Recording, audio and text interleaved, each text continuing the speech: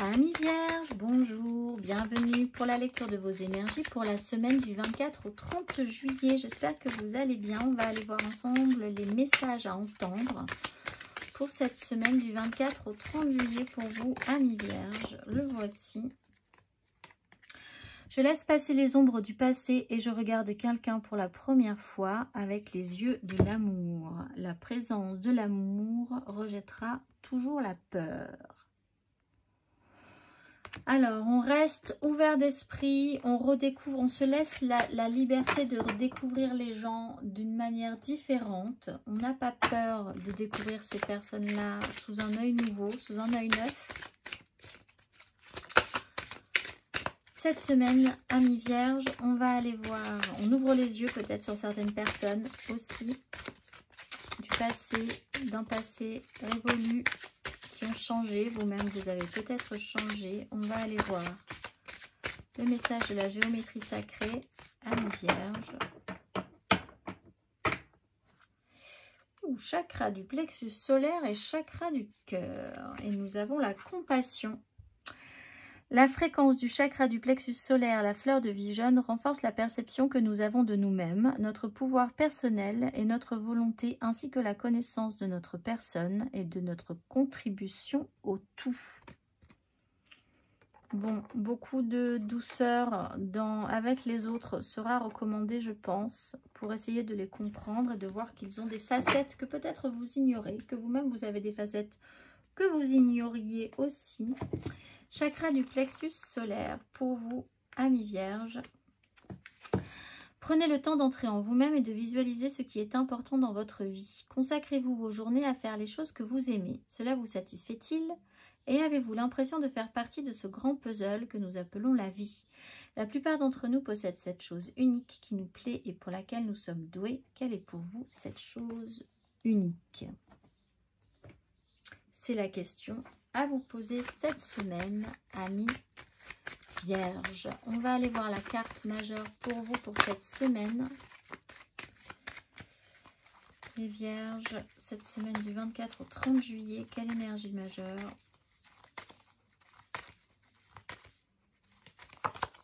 Tempérance, acceptation, guérison, choix du cœur, voir la vérité en face.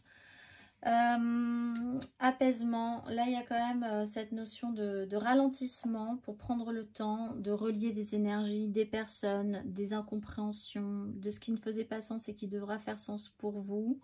Guérir d'une blessure, guérir d'une souffrance, guérir d'une transformation, mettre un baume sur une séparation parce que la tempérance vient juste après l'énergie de la mort, donc c'est la phase de deuil d'après, quel que soit ce deuil ou cette transformation. C'est une énergie quotidienne, hein, c'est peut-être pas un deuil important, mais c'est quand même un petit passage et une acceptation et une guérison de ce passage précédent. On va aller voir 3 cartes pour vous, amis vierges.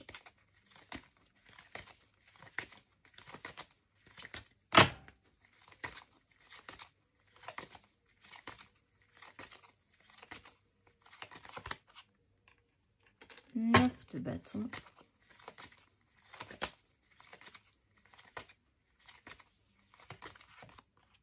Roi de bâton. Amis vierge. Et le fou, cette phase de libération. C'est la fin d'un cycle, d'un quelque chose que vous clôturez pour partir à nouveau libre vers quelque chose de différent, avec une autre énergie, d'autres personnes peut-être aussi, ou vous sentir plus libre, ou d'oser un petit peu plus, puisqu'on est quand même dans des énergies de feu. Chakra du plexus solaire et au niveau des bâtons que nous avons là. La 9 de bâton, vous désirez des choses, vous avez accumulé des responsabilités, vous êtes peut-être un peu craintif à l'idée de pouvoir tous les assumer jusqu'au bout. Le roi de bâton est là pour vous expliquer que vous êtes quand même capable de prendre les choses en charge ou au moins que quelqu'un peut vous soutenir parce qu'il a un petit peu plus de puissance que vous pour ça. Cela dit, avec ces deux énergies-là, vous pouvez être sous le joug de quelqu'un qui a un ascendant sur vous et vous commencez et qui vous donne beaucoup de charges à prendre pour vous et ça peut commencer à vous user. Et dans ce cas-là, vous êtes dans cette phase de libération et une action pourrait être importante pour vous libérer de cette autorité qui peut-être commence à être pénible pour vous. Mais également, comme on est dans des énergies qui peuvent être uniques et liées uniquement à vous, vous avez quand même cette force de pouvoir désirer encore, mettre des choses en place, d'avoir une maturité, une puissance par rapport à ça. Et ça pourrait vraiment vous donner la sensation de vous sentir libre, beaucoup plus libre que ce que vous aviez envisagé précédemment. Vous êtes fatigué, mais vous tenez le coup et ça vous donne l'opportunité de passer un cran supplémentaire vers votre quête de liberté après avoir géré tout ce que vous aviez à gérer. On va aller voir matériellement, concrètement.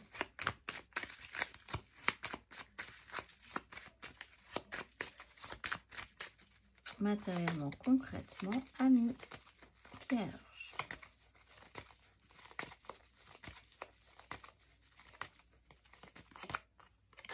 As d'épée.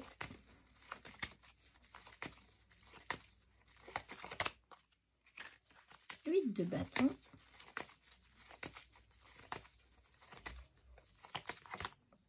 et la maison Dieu. Alors, vous avez une nouvelle façon de voir les choses. Il y a un nouveau départ dans votre vie, une prise de conscience, une nouvelle envie, un éclair de lucidité. On est quand même toujours dans cette phase d'apaisement, donc là, vous comprenez quelque chose d'important pour vous. La 8 d'épée, c'est peut-être... En fait, cette semaine, il va falloir être actif dans cette notion du on me monte sur une vague et vive les imprévus. De toute façon, ça ne sera pas forcément comme je l'avais envisagé. Il peut y avoir des événements très rapides ou des événements tout à coup très lents. En tout cas, le rythme ne sera pas le vôtre. Vous ne serez pas forcément à l'aise dans ces énergies, mais il va falloir garder l'équilibre dans ces énergies. Ça vous amènera forcément à autre part. Avec la maison Dieu, c'est quelque chose d'extrêmement radical. C'est-à-dire, très vite, il peut se passer quelque chose. Du tout au tout. C'est pas forcément négatif. La 8 de bâton avec la maison Dieu et l'as d'épée, c'est peut-être tout à coup, mais une révélation. C'est quelque chose qui déconstruit totalement ce que vous aviez envisagé, peut-être par rapport à une personne. Vous, là, vous ouvrez les yeux, vous comprenez tout à coup comment fonctionnait cette personne, vous la voyez sous un angle différent, vous-même vous voyez sous un angle différent. Une situation imprévue vous permet de vous découvrir ou de découvrir une situation sous un angle totalement imprévu, différent, de repartir sur quelque chose de neuf aussi, et ça va très vite. Donc en fait, après, ça risque d'être quand même assez positif puisqu'on est quand même dans des énergies de feu, d'action, de ce qui vous allume. En dos du deck, on a quand même aussi une 3 de coupe. Ça se passe quand même plutôt pas mal. On va aller voir émotionnellement.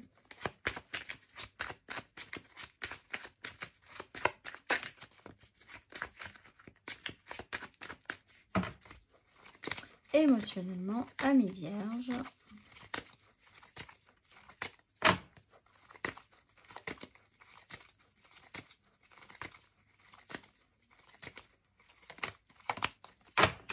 D'épée, c'est très bien parce que matériellement on a l'as d'épée juste après.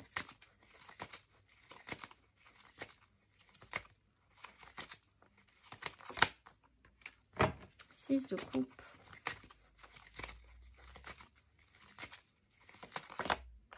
Et le magicien, ben là on est vraiment sur des énergies de nouveau départ. Vraiment vous lancez dans l'inconnu là. Tout est à nouveau possible.